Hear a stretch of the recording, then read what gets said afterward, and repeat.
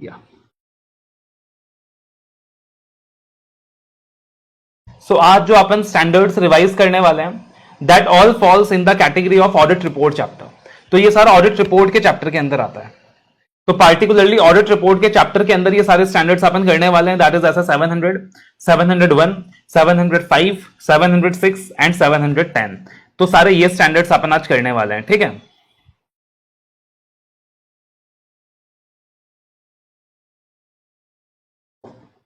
अब देखना सर, अगर हम बात करें एज ए ऑडिटर अपना काम होता है रिपोर्ट इशू करना। एज ए ऑडिटर अपना काम क्या होता है सर? रिपोर्ट इशू करना। रिपोर्ट इशू करना is our main work. Report issue करना इज आवर मेन एजेंडा। अब जब अपन रिपोर्ट इशू करते हैं तो अपन या तो इशू करते हैं सर अनमॉडिफाइड ओपिनियन। अगर अपन अनमॉडिफाइड ओपिनियन इशू करते हैं तो यहां पे लग जाता है ऐसे 700। या तो अपन इशू करते हैं मॉडिफाइड ओपिनियन, ठीक है जी। तो अपन अगर मॉडिफाइड ओपिनियन इशू करते हैं तो यहां पे लग जाता है 705। या फिर ऐसा भी हो सकता है कि instead of issuing the modified opinion आप इंफोसिस ऑफ मैटर या फिर ओएम पैरा के अंदर चीजें इंक्लूड करो, तो इसके लिए लग जाता है 706। या फिर ऐसा भी हो सकता है कि आप की ऑडिट मैटर्स में चीजें इंक्लूड करो, तो इसके लिए लग जाता है ऐसा 701। तो ब्रॉडली अगर हम ओपिनियन की बात करें तो ये सारे वो स्टैंडर्ड्स हैं जो आपके दिमाग में आना चाहिए कि सर या तो मैं अनमॉडिफाइड ओपिनियन दूंगा तो ऐसा 700 लगेगा। तो ऐसा 700 अनमॉडिफाइड ओपिनियन की बात करता है, फॉर्मेट ऑफ ऑडिट रिपोर्ट की बात करता है। अगर मैं मॉडिफाइड ओपिनियन दूंगा तो 705 लगेगा। अगर मैं ओपिनियन को मॉडिफाई नहीं करता हूं, मैं किसी स्पेसिफिक मैटर को ईओएम या ओएम पैरा में इंक्लूड करना चाहता हूं तो उसके लिए 706 लगेगा। और अगर मैं किसी मैटर को की ऑडिट मैटर्स में इंक्लूड करता हूं तो उसके लिए 701 लगेगा। So that is the basic concept out there. Clear है? तो इन सारे टर्म्स के बेसिक कॉन्सेप्ट होते क्या हैं, उसके बाद we can go for the standards वाला पार्ट, राइट। तो अब देखना यहां पे, अगर एज ऑडिटर मैं कंक्लूड कर रहा हूं कि सर फाइनेंशियल स्टेटमेंट जो है वो एज पर एएफआरएफ है। अगर मैं ये कंक्लूड कर रहा हूं सर कि फाइनेंशियल स्टेटमेंट जो बना है वो एज पर एएफआरएफ बना है, तो इसका मतलब मैं अनमॉडिफाइड ओपिनियन दे रहा हूं। या फिर मैं कंक्लूड कर रहा हूं कि फाइनेंशियल स्टेटमेंट जो है वो true and fair view reflect करता है, तब भी मैं क्या कर रहा हूं सर? अनमॉडिफाइड ओपिनियन दे रहा हूं। अच्छा, डिफरेंस क्या होता है सर? मैंने दो फ्रेजेस यूज किए आपके सामने। एक मैंने बोला कि financial statements are prepared as per the applicable financial reporting framework, और दूसरा फेज मैंने यूज किया that financial statements are reflecting true and fair view. इन दो में डिफरेंसेस क्या होते हैं आपको पता है? इसमें डिफरेंस क्या है? It all depends upon the types of framework. कि फ्रेमवर्क की अगर बात करें, आपको याद रहेगा दो टाइप्स ऑफ फ्रेमवर्क होता था। एक फेयर प्रेजेंटेशन फ्रेमवर्क होता था, एक कंप्लायंस फ्रेमवर्क होता था। तो कंप्लायंस फ्रेमवर्क का रिक्वायरमेंट क्या होता था कि कंप्लायंस फ्रेमवर्क के अंदर you have to comply with the requirement of FRF. मतलब कंपनी जो फाइनेंशियल स्टेटमेंट्स बना रही है, company has to comply with the requirements of FRF. There is no exception out there for that, there is no acknowledgement there for that, no deviations requirement for that, कि company को FRF के हिसाब से financial statements बनाना ही होगा। That is what the compliance framework says. तो अगर फाइनेंशियल स्टेटमेंट्स कंप्लायंस फ्रेमवर्क के हिसाब से बना है, तो अपन भी जब ऑडिट करते हैं तो अपन वही फ्रेज यूज करते हैं कि financial statements are prepared as per AFRF. लेकिन जो फेयर प्रेजेंटेशन फ्रेमवर्क होता है, फेयर प्रेजेंटेशन फ्रेमवर्क क्या बोलता है? फेयर प्रेजेंटेशन फ्रेमवर्क बोलता है कि वैसे तो फाइनेंशियल स्टेटमेंट्स को एफआरएफ के हिसाब से बनाना है, लेकिन true and fair presentation achieve करने के लिए कंपनी कभी कभी एफआरएफ के रिक्वायरमेंट से डिविएट भी कर सकता है, एडिशनल डिस्क्लोजर्स भी दे सकता है to achieve a better presentation. That is what the fair presentation framework says. तो अगर कंपनी फेयर प्रेजेंटेशन फ्रेमवर्क को यूज करके फाइनेंशियल स्टेटमेंट्स बनाती है, और आमतौर पे कंपनी जो फाइनेंशियल स्टेटमेंट्स बनाता है ना, वो फेयर प्रेजेंटेशन फ्रेमवर्क को यूज करके ही बनाता है। सो इन दैट सिचुएशन अपन फ्रेज यूज करते हैं financial statements are true and fair. क्या यूज करते हैं? Financial statements are true and fair. तो ये चीज तो अपने को हर जगह याद रखनी है, चाहे अनमॉडिफाइड ओपिनियन की बात हो, चाहे मॉडिफाइड ओपिनियन की बात हो, ठीक है। अब अगर हम ये कंक्लूड करते हैं कि financial statements are not true and fair in case of fair presentation framework, या फिर हम ये कंक्लूड करते हैं that financial statements are not prepared in accordance with the applicable financial reporting framework in case of compliance framework, तो वहां पे अपन modified opinion issue करता है और वहां पे 705 का सीरीज लग जाएगा, ठीक है जी। अब ईओएम ओएम क्या होता है, कैम क्या होता है? कैम का कॉन्सेप्ट क्या होता है सर? कि एज ए ऑडिटर अपने को ज्यादा से ज्यादा ट्रांसपेरेंसी इंश्योर करना होता है। सो दैट इज वाई कैम का स्टैंडर्ड क्या बोलता है कि अगर आप लिस्टेड कंपनी के ऑडिटर हो तो यू नीड टू इंश्योर कि यूजर्स ऑफ फाइनेंशियल स्टेटमेंट को ज्यादा से ज्यादा डिस्क्लोजर्स मिले। तो आपने जो भी बातें दो स्टार्स विद गवर्नेंस से कम्युनिकेट की है ड्यूरिंग द ईयर, आपने जो भी बातें कम्युनिकेट करी है विद दो stars with governance during the year, उसमें जो आपको लगता है कि मोस्ट सिग्निफिकेंट मैटर्स है जो यूजर के लिए रेलिवेंट है, आपको जो लगता है कि मोस्ट सिग्निफिकेंट मैटर्स है जो यूजर के लिए रेलिवेंट है, आप उसे अलग से की ऑडिट मैटर्स में इंक्लूड कर सकते हो, आप उसे अलग से की ऑडिट मैटर्स में इंक्लूड कर सकते हो और हाईलाइट कर सकते हो, ताकि यूजर्स को दिखाई दे कि this are the most important audit matters, ताकि यूजर को दिखाई दे और समझ में आए कि this are the most important audit matters. So that is the concept of key audit matters, that is the concept of key audit matters. इसके अंदर फाइनेंशियल मैटर्स भी हो सकता है, नॉन फाइनेंशियल मैटर्स भी हो सकता है. उसके बाद अगर इंफेसिस ऑफ मैटर या अदर मैटर्स पैराग्राफ की बात करें तो ये क्या कॉन्सेप्ट है basically. Emphasis of matter is all about highlighting a matter that is already presented in the financial statement. EOM para is all about highlighting a matter that is already presented in the financial statement. कि company ने किसी matter के बारे में, किसी मुद्दे के बारे में ऑलरेडी फाइनेंशियल स्टेटमेंट में डिस्क्लोजर दिया है, बट अपने को हाईलाइट करना है उसे, तो अपन EOM पैरा में डिस्क्लोज कर सकते हैं. And other matters para is all about disclosing a non-financial matters to the users of financial statement. Right? So ये अलग अलग कॉन्सेप्ट्स हैं जो अपन इनके अलग अलग स्टैंडर्ड्स में देखेंगे. पहले अपन ने एक बेसिक ब्रशअप ले लिया है before starting with the standards. अब देखना सर, यहां पे सबसे पहले आता है ऐसे 700 that is forming an opinion and reporting on the financial statements. Okay sir, अब अगर हम बात करें इस पर्टिकुलर स्टैंडर्ड की, तो ये स्टैंडर्ड किसकी बात करता है? अनमॉडिफाइड ओपिनियन की बात करता है and contents of independent auditors report की बात करता है. पार्टिकुलरली अगर बात करें तो यहां दो प्रकार के फ्रेमवर्क्स होते हैं. एक होता है जनरल पर्पस फ्रेमवर्क जो ऐसा 700 जिसे डील करता है. एक स्पेशल पर्पस फ्रेमवर्क भी होता है, but that is again governed in SA 800 series. ठीक है, तो जनरल पर्पस फ्रेमवर्क मतलब क्या हो गया? वो फाइनेंशियल रिपोर्टिंग फ्रेमवर्क जो डिजाइन किया गया है to meet the common financial needs of the users of financial statement. और ये दो प्रकार के हो सकते हैं. एक होता है फेयर प्रेजेंटेशन फ्रेमवर्क, एक होता है compliance framework. Fair presentation framework is just like your friend जो आपको फ्लेक्सिबिलिटी देता है. दोस्त ने बोला बेटा बर्गर ले आना, तुम बर्गर की जगह पिज्जा भी साथ में ले गए, वो खुश हो जाएगा, बोलेगा मैंने तेरे को बर्गर के लिए बोला था, तू पिज्जा भी ले आया, तो कितना अच्छा आदमी है रे. Right. But compliance framework is just like a girlfriend who is very rigid. उसने बोला था बर्गर लेके आना, तुम पिज्जा भी लेके चले जाओगे, तब वो क्या बोलेगी कि भाई तूने मेरा कोलेस्ट्रॉल भरा दिया. तुझे किसने बोला था पिज्जा लेके आने के लिए? अगर बर्गर लाने को बोला था तो बर्गर लेके आना था, दिमाग नहीं लगाना था.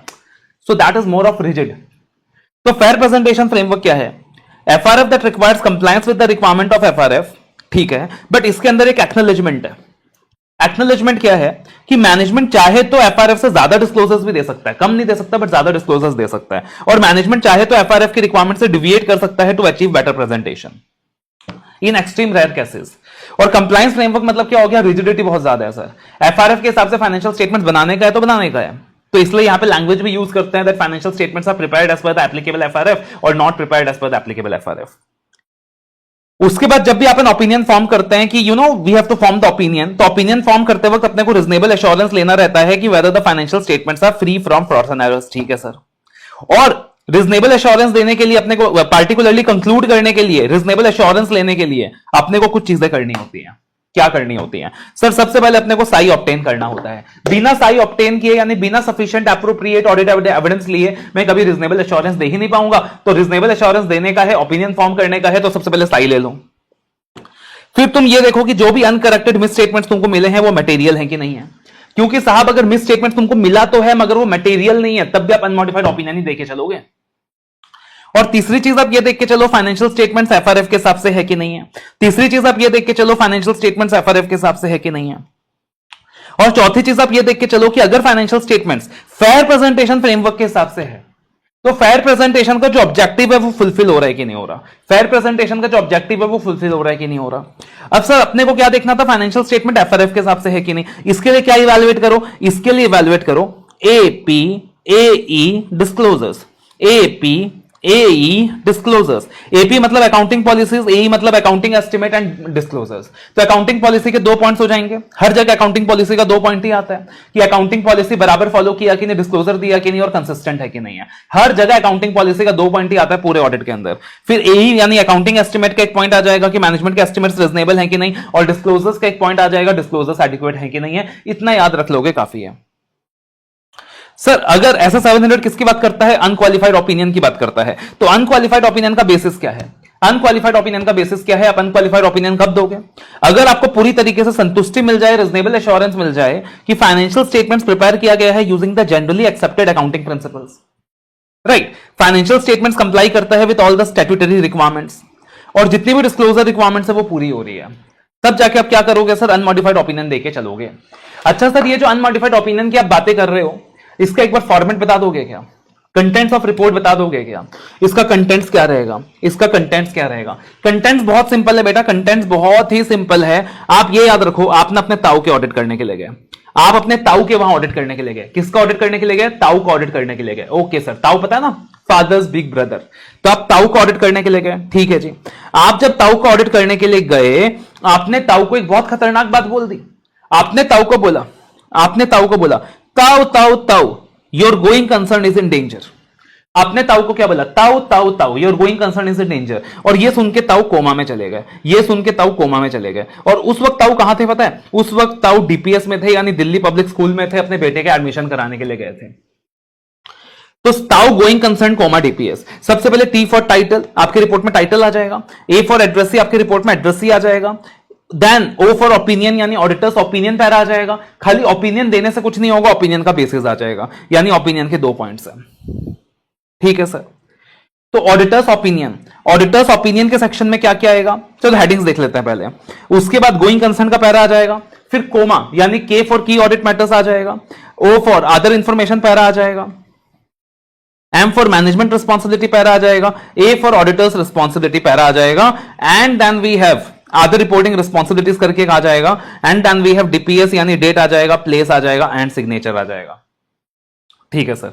अब सर ओपिनियन पैरा में क्या क्या आएगा, आप सोच के देखो, आप रिलायंस का ऑडिट कर रहे हो। अगर आप रिलायंस का ऑडिट कर रहे हो तो आप रिलायंस के ओपिनियन पैरा में किस तरीके से ड्राफ्टिंग करोगे, लैंग्वेज क्या यूज करोगे। तो आप लैंग्वेज यूज करोगे sir, we have audited the financial statements of Reliance Limited for the financial year 23-24 या 24-25, comprising of the balance sheet, P&L, cash flow statement, notes to account, statement of changes in equity, जो भी attached in explanatory statements वगैरह है, and hereby we give the following opinion. आप इसी तरीके से क्या करोगे सर, ओपिनियन दोगे, हाँ कि ना। अब इसमें आप देखो क्या क्या चीजें निकल के आई। सबसे पहले आपने बोला we have audited the financial statements of Reliance Limited, यानी आपने आइडेंटिफाई किया कि आपने कौन सी एंटिटी का फाइनेंशियल स्टेटमेंट्स ऑडिट किया। फिर आपने स्टेट करा दैट वी हैव ऑडिटेड, यानी you stated the fact that the financial statements have been audited.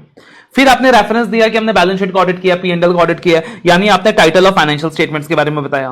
आपने ये भी बताया कि हमने जो इंपॉर्टेंट पॉलिसीज वगैरह है उनको भी रेफर किया अपने ऑडिट में, और साथ ही साथ अपने टाइम पीरियड के बारे में बताया कि कौन से टाइम पीरियड का आपने ऑडिट किया है, ठीक है जी। वीडियो को लाइक करते हुए चलो भाई लोग, वीडियो को लाइक करते हुए चलो हर कोई। उसके बाद बेसिस फॉर ओपिनियन। अब आपको बताना है बेसिस फॉर ओपिनियन कि आपने जो अनमॉडिफाइड ओपिनियन दिया है सर, उसका बेसिस क्या है। अब लॉजिकल सी चीज है भाई, आपने ऑडिट करने के लिए ओपिनियन देने से पहले क्या किया होगा, स्टैंडर्ड्स के अकॉर्डिंग काम किया होगा। तो एक तो आप बताओगे बेसिस फॉर ओपिनियन में कि हमने ना स्टैंडर्ड्स के हिसाब से काम किया, स्टैंडर्ड्स ऑफ ऑडिटिंग फॉलो किया। दूसरी चीज पार्टिकुलरली आप क्या करोगे सर, आप बताओगे कि हमने ना एथिकली काम करा है, हमने इंडिपेंडेंटली काम करा है। और तीसरी चीज आप बताओगे कि हमें सही मिल गया है, मतलब हमें सफिशिएंट एप्रोप्रिएट एविडेंस मिल गया है। तो बेसिस फॉर ओपिनियन में ये 3 सिंपल बातें आप बता के हमेशा चलोगे। सबसे पहला बताओगे हमने स्टैंडर्ड्स के अकॉर्डिंग काम किया है, दूसरा बताओगे हमने इंडिपेंडेंटली काम किया है, हमने एथिकली काम किया है, और तीसरा बात करोगे हमें सही की प्राप्ति हो गई है, हमें सफिशिएंट एप्रोप्रिएट एविडेंस मिल गया है। और साथ ही साथ जिस भी सेक्शन ऑफ ऑडिटर्स रिपोर्ट में आपने ऑडिटर्स रिस्पॉन्सिबिलिटीज के बारे में बताया है, उसका रेफरेंस देके चलोगे। फिर आ जाएगा साहब going concern paragraph as per 701। तो बेसिकली अगर कोई भी मटेरियल अनसर्टेनिटी है with respect to going concern, अगर कोई मटेरियल अनसर्टेनिटी है with respect to going concern जिसका डिस्क्लोजर मैनेजमेंट ने फाइनेंशियल स्टेटमेंट्स में दिया है, बट आप भी उस अनसर्टेनिटी के बारे में रेफरेंस देना चाहते हो, तो आप यहां पे दे देते हो, गोइंग कंसर्न पैरा में दे देते हो एज पर ऐसे 570। फिर की ऑडिट मैटर्स का रिपोर्टिंग एज पर 701 होगा कि अगर आप लिस्टेड कंपनी के ऑडिट कर रहे हो तो जो भी मोस्ट सिग्निफिकेंट मैटर्स होंगे आपके ऑडिट में ऑफ द करंट ईयर, जिस साल का आप ऑडिट कर रहे हो उसमें जो भी मोस्ट सिग्निफिकेंट मैटर्स आपको मिला रहेगा, तो आप उन्हीं मैटर्स को क्या करोगे, की ऑडिट मैटर्स में इंक्लूड करोगे। कंडीशन एक होता है कि you will communicate about such matters to the TCWG, you will communicate about such matters to the TCWG. फिर सर अदर इंफॉर्मेशन पैराग्राफ भी आ जाएगा ऐसा 720 के हिसाब से। फिर मैनेजमेंट रिस्पॉन्सिबिलिटीज पैरा आ जाएगा जिसमें मैनेजमेंट 3 चीजों के बारे में बता देगा बेसिकली, कि सबसे पहले फाइनेंशियल स्टेटमेंट्स एफआरएफ के हिसाब से बनाना हमारा काम है, दूसरा इंटरनल कंट्रोल डिजाइन करना हमारा काम है, और तीसरा गोइंग कंसर्न के बारे में असेसमेंट करना हमारा काम है, ठीक है जी। उसके बाद अगर बात करें ऑडिटर्स रिस्पॉन्सिबिलिटीज, तो ऑडिटर्स रिस्पॉन्सिबिलिटीज बहुत सारी होती हैं भाई, एंड ऑफ द टेबल में दिया हुआ है, लास्ट में दिया हुआ है। फिर location of description of auditors responsibilities for the auditors of audit of financial statements. तो बेसिकली क्या करना होता है सर, यहां क्या बता के रखा हुआ है कि ऑडिटर्स रिस्पॉन्सिबिलिटीज आप कहां डाल सकते हो, ऑडिटर्स रिस्पॉन्सिबिलिटीज का लोकेशन क्या रहेगा।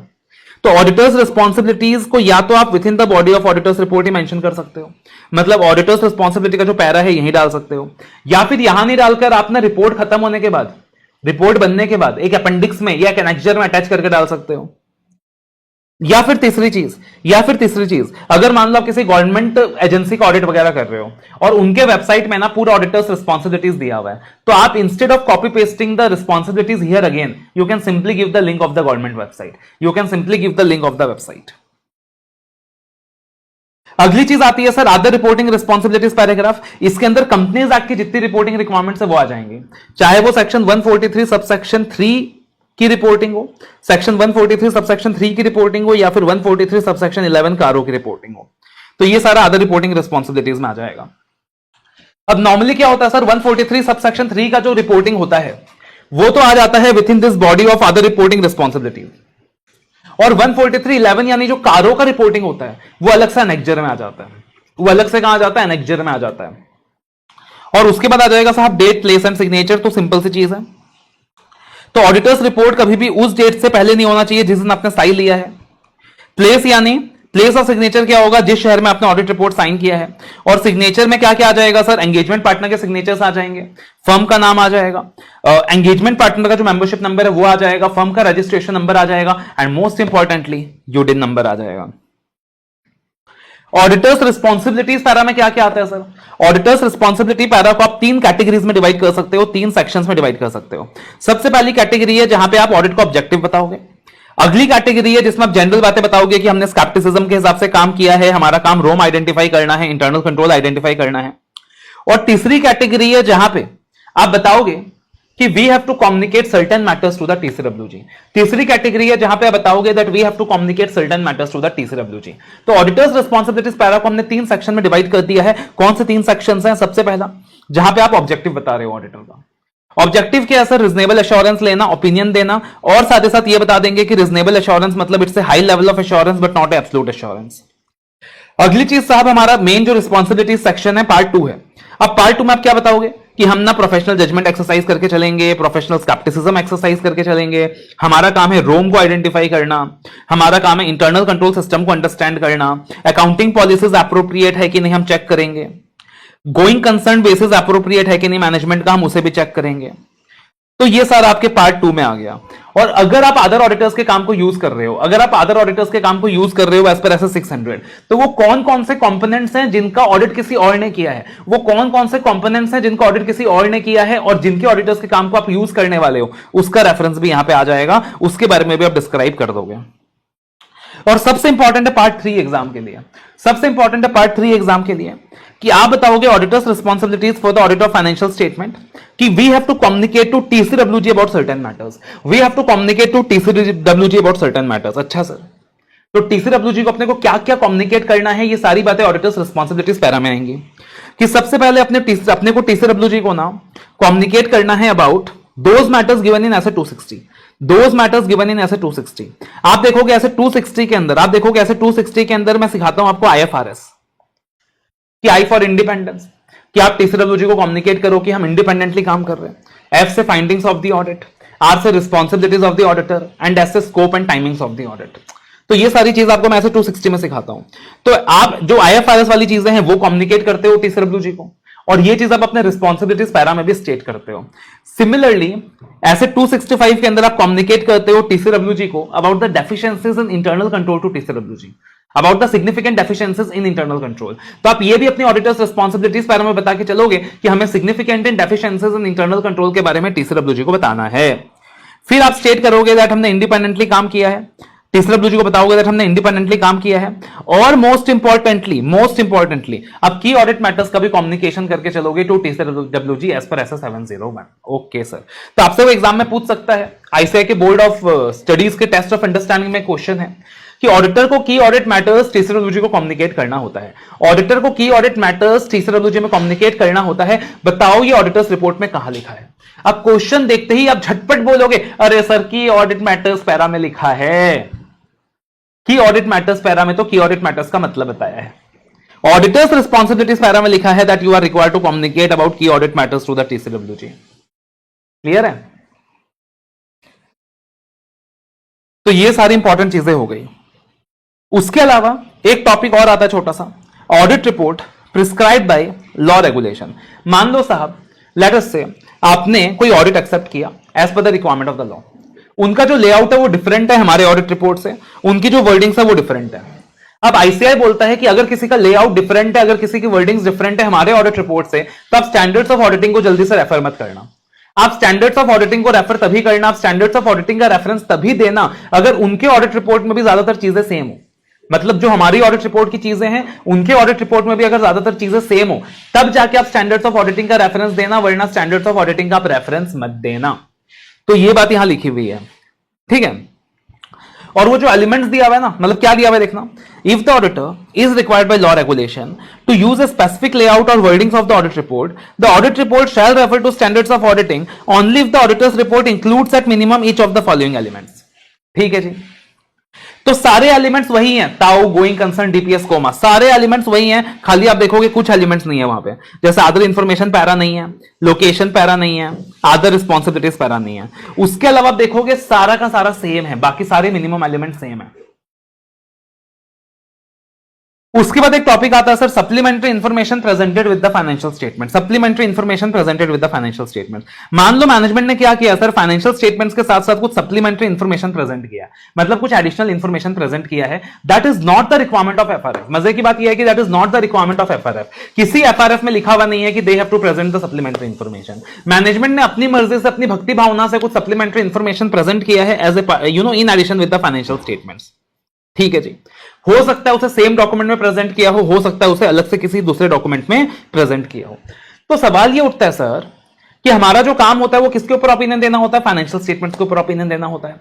बट मैनेजमेंट ने क्या कर दिया सर, सप्लीमेंट्री इंफॉर्मेशन को प्रेजेंट कर दिया विद द फाइनेंशियल स्टेटमेंट्स। तो क्या हम सप्लीमेंट्री इंफॉर्मेशन के ऊपर भी ओपिनियन देंगे या नहीं देंगे? तो यहां पे स्टैंडर्ड सिंपल शब्दों में कहता है कि आप ये देखो, सप्लीमेंट्री इंफॉर्मेशन इंटीग्रल पार्ट है क्या फाइनेंशियल स्टेटमेंट का? अगर सप्लीमेंट्री इंफॉर्मेशन इंटीग्रल पार्ट है फाइनेंशियल स्टेटमेंट का, फॉर एग्जांपल डेप्रिसिएशन की वर्किंग समझा रखी है सप्लीमेंट्री इंफॉर्मेशन में, इंटीग्रल पार्ट है, तो आप सप्लीमेंट्री इंफॉर्मेशन के ऊपर भी ओपिनियन देके चलना। लेकिन अगर सप्लीमेंट्री इंफॉर्मेशन फाइनेंशियल स्टेटमेंट का इंटीग्रल पार्ट नहीं है, वो सिर्फ एडिशनल डिस्क्लोजर के लिए मैनेजमेंट ने दिया है, for example additional P&L, additional balance sheet, some additional reports, तो आपको सप्लीमेंट्री इंफॉर्मेशन के ऊपर ओपिनियन देने की जरूरत नहीं है। आपको सप्लीमेंट्री इंफॉर्मेशन के ऊपर ओपिनियन देने की जरूरत नहीं है। एक और चीज यहां पे लिखी हुई है कि अगर सप्लीमेंट्री इंफॉर्मेशन इंटीग्रल पार्ट नहीं है फाइनेंशियल स्टेटमेंट का, आप ये देख के चलना कि मैनेजमेंट सप्लीमेंट्री इंफॉर्मेशन को फाइनेंशियल स्टेटमेंट के साथ साथ तो डिस्क्लोज नहीं कर रहा। तब आप ये इंश्योर करके चलना कि अगर सप्लीमेंट्री इंफॉर्मेशन फाइनेंशियल स्टेटमेंट का इंटीग्रल पार्ट नहीं है, तो दोनों को ना डिफरेंशिएट करके प्रेजेंट किया जाना चाहिए। ऐसा नहीं होना चाहिए कि यूजर्स को ये लगे supplementary information is a integral part of the audited financial statement. तो आप मैनेजमेंट से रिक्वेस्ट करके चलोगे that please differentiate it from the financial statement. दोनों का अलग अलग डिफरेंशिएशन कीजिए, यूजर को समझ में आना चाहिए फाइनेंशियल स्टेटमेंट अलग है, सप्लीमेंट्री इंफॉर्मेशन अलग है। ऐसा आप कब करोगे? जब वो इंटीग्रल पार्ट नहीं है। ऐसा आप कब करोगे? जब इंटीग्रल पार्ट नहीं है। फिर मैनेजमेंट आपकी रिक्वेस्ट मानता है तो बहुत अच्छी बात है, well and good, live jingle आला। और अगर मैनेजमेंट आपकी रिक्वेस्ट को नहीं मानता है, अगर आप मैनेजमेंट आपके रिक्वेस्ट को नहीं मानता है, तो आप अपने ऑडिट रिपोर्ट में अदर मैटर्स पैरा में, अपने ऑडिट रिपोर्ट में अदर मैटर्स पैरा में ये बात स्टेट कर देना, ये बात बता देना कि भैया सप्लीमेंट्री इंफॉर्मेशन के ऊपर हम ओपिनियन कवर नहीं कर रहे हैं।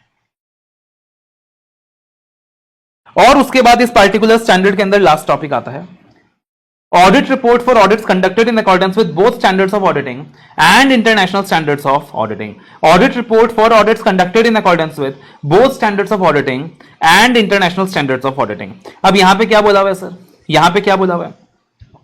बोला मान लीजिए लेट अस से आपका एक क्लाइंट है, आप उस क्लाइंट का ऑडिट कर रहे हो, अब पार्टिकुलरली हुआ क्या है, let us say that जो client है ना, that is the subsidiary of Indian company located in a foreign country. That is the subsidiary of Indian company located in a foreign country. तो वो जो कंपनी है वो फाइनेंशियल स्टेटमेंट्स दो तरीके से बना रही है, एक तो अपने लोकल गैप्स के हिसाब से बना रही है, और एक पेरेंट कंपनी के गैप्स के हिसाब से भी बना रही है। ठीक है। अब वहां पे सर आप जब इंडियन वर्जन ऑडिट करोगे तो स्टैंडर्ड फॉलो करोगे, और जब international version of financial statements को ऑडिट करोगे तो आप जो भी वहां के स्टैंडर्ड्स है वो फॉलो करोगे। तो सवाल ये उठता है कि आपके पास दो ऑप्शन है। ऑप्शन नंबर 1, आप दोनों फाइनेंशियल स्टेटमेंट्स का अलग अलग ऑडिट करो, इंडियन वर्जन का ऑडिट करो, स्टैंडर्ड्स को फॉलो करके अलग रिपोर्ट इशू कर दो। जो फॉरेन वाला वर्जन है उसका ऑडिट करो, इंटरनेशनल स्टैंडर्ड्स फॉलो करके उसका अलग रिपोर्ट इशू कर दो। या फिर ऑप्शन नंबर 2, आप एक ही रिपोर्ट में स्टैंडर्ड्स और इंटरनेशनल स्टैंडर्ड्स दोनों का रेफरेंस दे दो। ऑप्शन नंबर 2, आप एक ही रिपोर्ट में स्टैंडर्ड्स ऑफ ऑडिटिंग और इंटरनेशनल स्टैंडर्ड्स दोनों का रेफरेंस दे दो। तो आप ऐसा कर सकते हो क्या? बोला सर आप ऐसा कर सकते हो, प्रैक्टिकल लाइफ में कोई दिक्कत की बात नहीं है। बिकॉज होता क्या है, ज्यादातर देशों में जो स्टैंडर्ड्स की रिक्वायरमेंट होती है वो सेम होती है। ज्यादातर देशों में जो स्टैंडर्ड्स की रिक्वायरमेंट होती है वो सेम होती है। तो अगर मान लो Indian standards of auditing and international standards of auditing की रिक्वायरमेंट बिल्कुल सेम है, कोई कॉन्फ्लिक्ट है ही नहीं दोनों के बीच, तो कोई दिक्कत की बात नहीं है, आप एक ही रिपोर्ट में दोनों का रेफरेंस देके चल सकते हो। बट अगर दोनों में कोई कॉन्फ्लिक्ट है तो फिर आप एक साथ रेफरेंस मत देना। Conflict in the same conflict in which sense?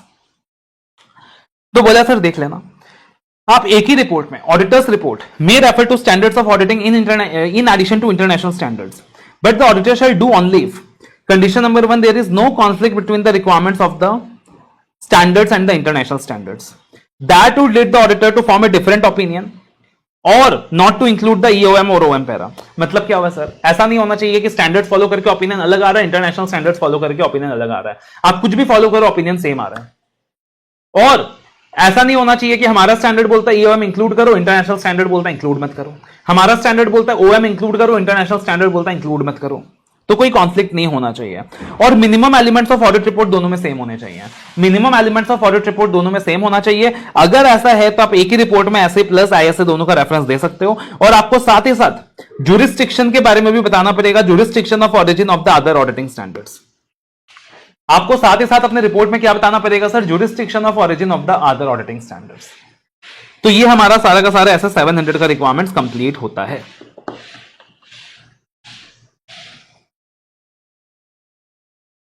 फटाफट एक बार